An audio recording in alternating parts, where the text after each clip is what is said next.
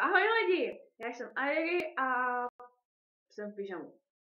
Jo, ale jsem to proto, že chci točit challenge.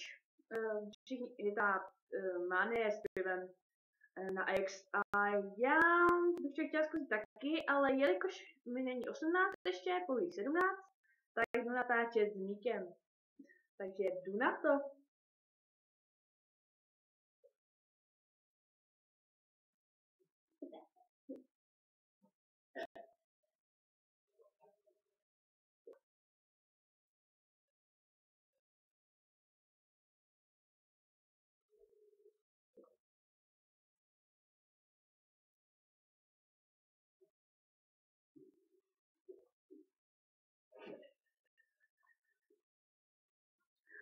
Mám to.